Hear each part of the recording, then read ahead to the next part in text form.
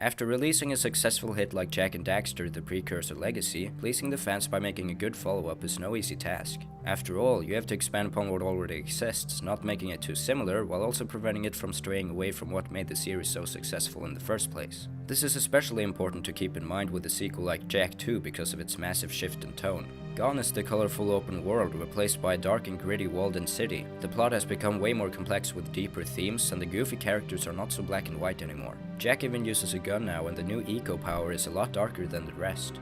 While making a good sequel to a good first installment is hard, sequels still somehow manage to be the best entries in their trilogies. Probably because they come right after the experimental and uncertain first entry, which means they can improve on what the former did wrong. I didn't like the Precursor Legacy as much as I'd hoped, so making a better sequel should be easy, right? Hopefully, that's the case. Now it's your turn. Why is the Baron giving eco to metalheads? Questions like that could get a person killed, eh? Despite being drastically different from the first, Naughty Dog were still the developers behind the sequel. They went for the enormous change because they were afraid that colorful platforming games were dying out, so Jak and Daxter had to mature in order to compete with the more realistic looking games on the market.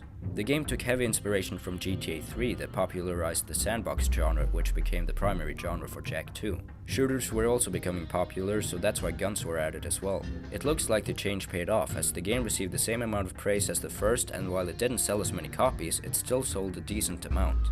Jak II was originally released on the PlayStation 2 on October 13th of 2003, but it has been on the PS3 as well inside the HD collection. It's still not on the PS4 for some reason, even though the Precursor Legacy has been out for months, which is why this video isn't full HD. Eons ago, the Precursors waged a terrible war with the Horrorquan, those dark creatures you refer to as metalheads.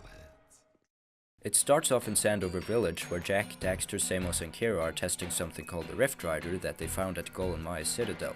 It works in conjunction with the Rift Gate and creates a portal after Jak pushes a button. Strange creatures suddenly storm into Sandover Village, and Jak's instincts tell him to push the button again, which flings the Rift Rider into the portal. Inside the portal, Jak and Daxter get separated from Samos and Kira and land into a heavily industrialized place named Haven City. Jak is immediately arrested by Crimson Guards, but Daxter manages to avoid being captured. 2 years later, Jak is being filled with dark eco by Baron Praxis, who is the leader of the city. The Baron is apparently at war with a species known as Metalheads, the same creatures that swarmed Sandover Village at the start of the game, and he's trying to turn Jak into a super weapon so he can fend them off. The Baron eventually exits the room since he thinks the experiment isn't working, and Daxter shows up immediately after to rescue Jak. The dark eco suddenly overcomes Jak and he nearly kills Daxter, but regains control right before he does. They escape the prison and join a rebel organization against the Baron and the Crimson Guard called the Underground, where they meet Torn, who sends Jak and Daxter out on missions to mess with the Baron. This is perfect for Jak, as all he wants at this point is revenge on the Baron, which is implied in the first line of dialogue he ever speaks in the series. I'm gonna kill Praxis! However, as Jak becomes more familiar with the corrupted city and its oppressed citizens, Jak decides to defend Haven City from those who intend to destroy it. 5 of my best men were swept away. That's terrible. Yes, a tragic loss. I've missed that statue ever since. That was the basic premise of the story, but that's not even an ounce of what the game's writing has to offer. I won't cover all the plot points, but I will bring up some of them while discussing the characters. Jak has changed significantly and contributes a lot more to the story than he did before. He's an interesting character with a well-developed arc, going from wanting revenge on the man who turned him into a monster to becoming the protector of the tainted city he's fallen into. Plus, he can talk now, meaning Daxter won't have 90% of the game's lines anymore, which got really repetitive in the previous game. This alone has improved both characters significantly, and Daxter is honestly very likable now. While he still has some annoying moments, his hilarious scenes make up for them. No one will ever know we were here.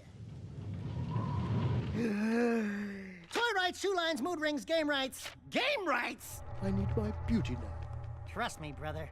There aren't enough hours in the day. Yeah, what the heck are we doing, risking our lives to rescue some old Crimson God hag anyway? She's probably got more facial hair than me. And you'd better keep us alive or I will never speak to you again. Obviously. I bet you'd love to pin some medals on her chest, huh? What? What'd I say? The side characters are also good, and there are lots of noteworthy ones that impact the storyline heavily, but I'll only talk about a few of them. While Kira doesn't do much, what she does is really important. She fixed the Rift Rider that kicked the plot into motion in the first place, and she's trying to rebuild the machine so they can return home to Sandover Village. Beyond that, she's a mechanic for race drivers, including Jak and Daxter later on, so she's just as helpful as she was before. Samos is still his same old cranky self, but this time he's working for a greater purpose. I can't talk about him without spoiling, so consider yourselves warned. Before meeting Samos, you find out that Haven City is actually Sandover Village, but set in the future, and you eventually meet the leader of the underground who turns out to be Samos, only young. This already sounds confusing. I mean, why would there be a younger version of Samos in the future? Well, there's apparently a younger version of Jak II, and in the game's ending, him and young Samos go through the Rift Gate to repeat everything that has led up to that point. It's quite complicated, but a testament to the game's clever writing. As for older Samos, he doesn't really do much, but it's fun watching him and his younger self bicker. What are you worried about, old man? You're almost dead anyway. Well, if you'd taken better care of yourself, I wouldn't be in the state I am now. I've already explained what Torn does, but I didn't bring up that he's a former Crimson Guard, and he has a strong connection with the Baron's daughter named Ashlyn. This leads to some conflict, especially when the Baron threatens to kill Ashlyn if Torn doesn't obey him. While he talks really monotonous, he's quite fierce when he needs to be, and I love watching his hilarious quarrels with Daxter. Because I don't like you. Fair enough. The main villain is of course Baron Praxis, and he's an extremely corrupt leader who does anything in his power to maintain that power. Even so, he does care about protecting the city, even willing to die for it. He dies from charging at the Metalhead leader, something he has done against the Metalhead nest, which made him lose half his face. While Jak has been a giant pain in the Baron's ass, he's smart enough to see that Jak might be able to defeat the Metalheads and save the city. That's why he entrusts a Precursor Stone to Jak, which I'll explain shortly. Finally, we have Kor, who is the guardian to young Jak, and while he does protect the boy, it's not for the reasons you might think. He's actually using the kid for a convoluted scheme, and it's later revealed that Kor is the Metalhead leader. Kor reveals himself after the city's shield stopped working, enabling him to use his powers within the city. He wants to open the Precursor Stone I just mentioned because a Precursor entity sleeps inside, and Kor plans to consume it and become an unstoppable force. Young Jak is the only person who can open it, which adult Jak can't do since his once pure soul has been altered by Dark Eco, but Jak and Daxter luckily kill Kor before he's able to execute his plan. Kor is a type of villain I really like in stories, where the villain is hidden in plain sight and revealed much later. It's another reason why I find the game's writing so amazing.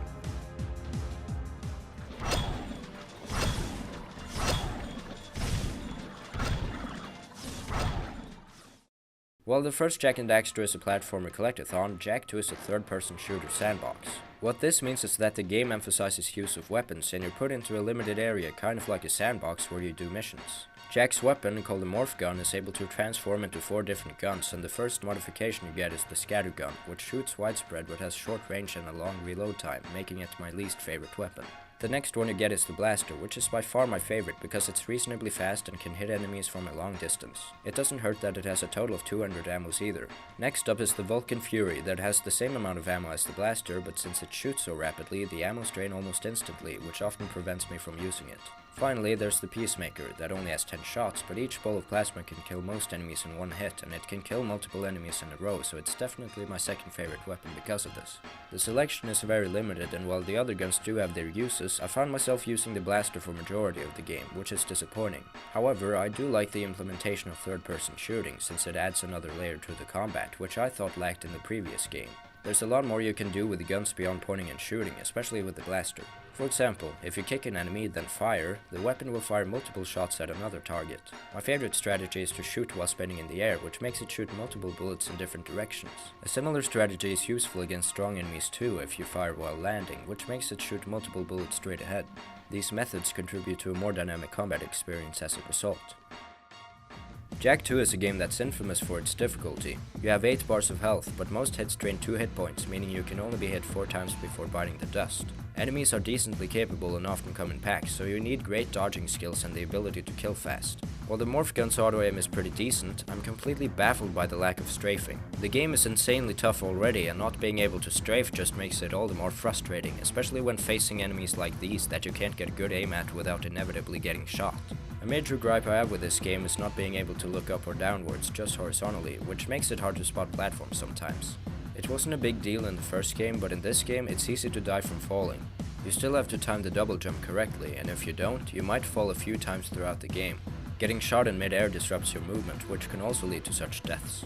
I never feel safe while grinding on rails with a jetboard either, since that can lead to the most random cases of deaths in the game. The main reason for the game's difficulty is the lack of checkpoints.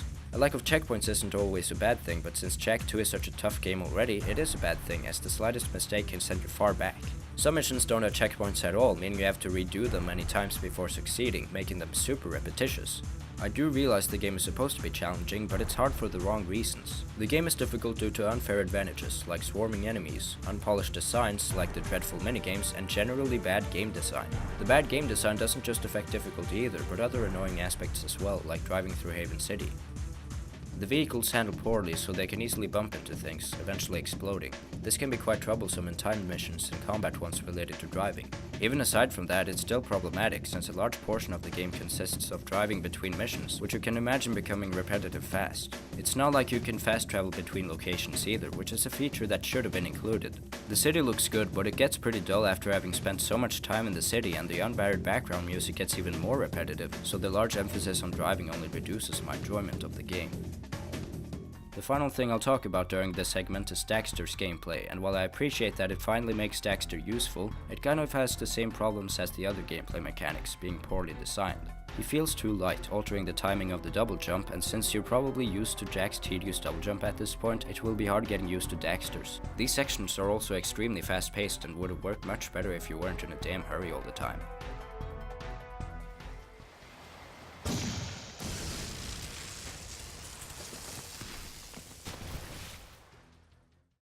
The graphics are astounding as you'd expect from a Naughty Dog game, and they've definitely improved since the last game. Just take a look at Daxter and compare him to his former appearance. He's a lot more detailed now. Speaking of, nearly all the character models look neat, and even though Jak's design has changed quite a bit, it's a great transition to the edgy teenager he has become. The cartoony art style fits the dark atmosphere quite well, something Naughty Dog seems to have forgotten over the past decade of making realistic looking games. The environmental design of Haven City is pretty good too, and has a lot of distinct locations, like the Baron's Palace, Haven Forest, Tomb of Mar, and Mar Memorial Stadium. The individual sectors are also easy to distinguish, and it's a shame their designs become so repetitive from being forced to spend half the game in the city. The soundtrack is atmospheric like the previous one, but works much better for this type of game than it did for the upbeat first installment, since Jak II is way more cinematic. While it's somewhat stale and repetitive, there are certain things to appreciate about it. Whenever you enter a vehicle, pull out the morph gun or the jetboard, the music slightly alters in the area you're in.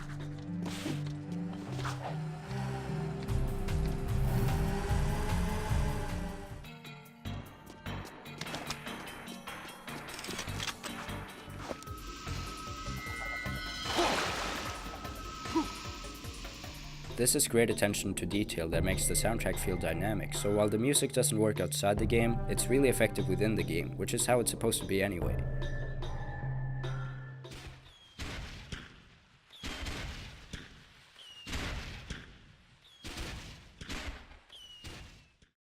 In the beginning of this video, I asked if Jak II would be an improvement over the less than stellar Precursor Legacy, and while it does have major flaws, it's still a really good sequel that does in fact exceed its predecessor. The writing is by far its strongest aspect, having a creative storyline with interesting characters. The visuals are great too, and the soundtrack is really immersive. Even though the gameplay is often tedious, I did enjoy a lot of the missions, and I'm glad they changed the genres, as collectathons don't have the best replay value. Though unfortunately, the gameplay is what prevents Jak II from being excellent, as it's extremely unpolished in many aspects, making the game tedious and unfairly challenging. Even so, the game deserves a higher rating than the last, and I'm giving it an 8.25 out of 10, which is a whole point more than the score I gave the Precursor Legacy. Jak II is a lot more enjoyable than that game, and it actually comes close to being one of my favorites, even despite its many cases of tedium. That was my Jak II review. Please join me next time when I criticize the last entry in the trilogy, Jak III. I'm Arcadon, and hopefully you'll see me next time.